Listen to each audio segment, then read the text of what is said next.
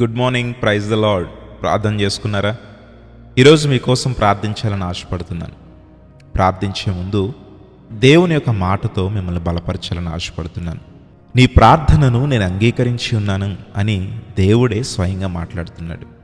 ఆనాడు హిజ్కియాకు ప్రాణాపాయ పరిస్థితులు వచ్చినప్పుడు, నీ ప్రాణం పోతుంది అని ప్రవక్త ద్వారా దేవుడు మాట్లాడినప్పుడు హిజ్కియా ప్రార్థన చేస్తాడు, ప్రభువా, నేను జీవించిన నా జీవితాన్ని ఒకసారి పరిశీలించు, నా జీవితాన్ని పరిశీలించి నాకు ఆయుష్నివ్వమని అడుగుతాడు.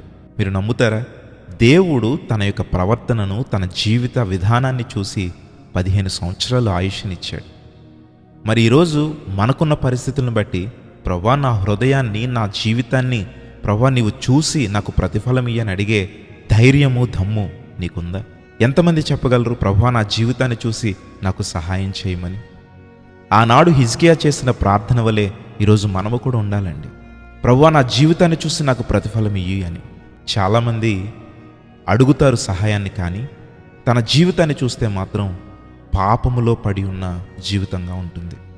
మరి ఈరోజు నీ జీవితం ఎలా ఉంది?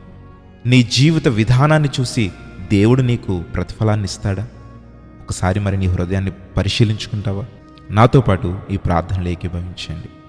మహోన్నతుడా, పరిశుద్ధుడా, ప్రేమ కలిగిన మా దేవా, గొప్ప మాటలతో మమ్మల్ని బలపరిచావు.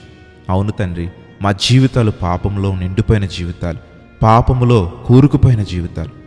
ఈరోజు పైకి నిన్ను స్తుతిస్తున్నాం, ప్రార్థిస్తున్నాం అయ్యా, కానీ మా జీవితాలు మాత్రం ఇంకా నేను సాతాను చేతిలోనే ఉండిపోయా. ఎందుకంటే పాపానికి మేము చోటిచ్చేస్తాం తండ్రి. ఈరోజు నీ సన్నిధిలో హృదయపూర్వకంగా మేము చేసిన పాపములను, మేము చేసిన దోషములను, అయ్యా మా జీవితంలో కలిగి ఉన్న నీకు అసహ్యమైన కార్యములను విడిచిపెడుతున్నాం. ప్రభువా, మా జీవితాన్ని బాగు చేయండి, మారు మనసు స్వభావము కలుగు చేయమని అడుగుతూ ఉన్నాం. ప్రభువా, ఇక నుండి మా జీవితాలు నీకు ఇష్టంగా ఉండాలి.